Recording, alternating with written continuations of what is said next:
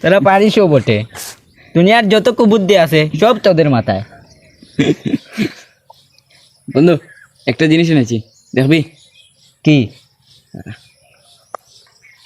কিন্তু না, আজকে সেই জমবে বন্ধু। না রে বন্ধু, রমজান মাসে এগুলো খাওয়া ঠিক হবে না, রোজা নষ্ট হয়ে যাবে। আরে বেটা, এগুলো হচ্ছে ধোঁয়া। এগুলো খেলে কি পেট ভরে নাকি? যে খাবার খেলে পেট ভরে সেই খাবার খেলে রোজা ভাঙ্গে।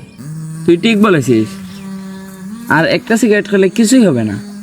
না বন্ধু, তবু এখন আমি এগুলো খেতে পারবো না।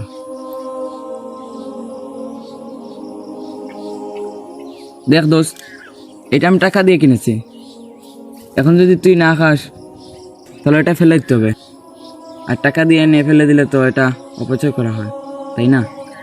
কিন্তু রোজা রেখে। আরে বললাম তো কিছু হবে না, নে ধর নে খা। আরে কি করছিস? শাকিল, লাইটারটা দে। Plan success.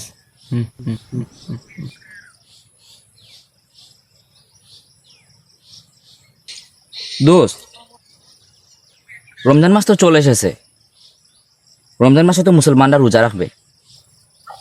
তো তাতে কি হয়েছে? আরে, মুসলমানদেরকে যদি আমরা রোজা থেকে আর ইবাদত করা থেকে বিরত রাখতে পারি, তাহলে ওরা আস্তে আস্তে দুর্বল হয়ে পড়বে। তুই ঠিক বলেছিস, কিন্তু কি করে যায় বলতো? শোন, আমরা ওদের কাছে মুসলিমের পরিচয় দিয়ে তাদের সাথে মিশে যাব।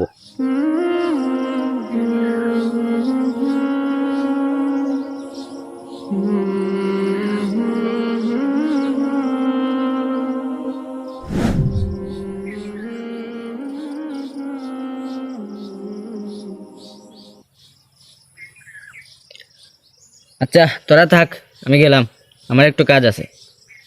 আচ্ছা ঠিক আছে, বিকালে আসিস। হ্যাঁ, আচ্ছা, ওকে।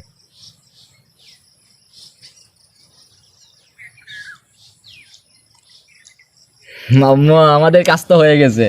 হ্যাঁ রে, আর ও একটু বুঝতে পারেনি। আরে ও বুঝবে কিভাবে? ও কি জানে নাকি আমরা যে এসেছি ওকে ইসলাম থেকে সরানোর জন্য? এই পুরো রমজান মাসে আমরা পুরো 50 জনেরও বেশি মানুষকে রোজা থেকে বিরত রেখেছি,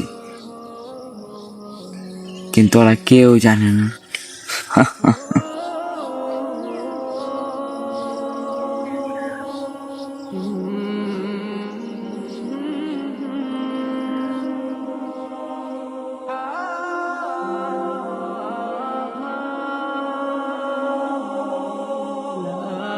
এটা এটা আমি কি করলাম?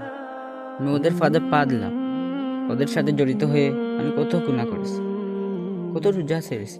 জানি না আল্লাহ তাআলা মাফ করবেন কিনা।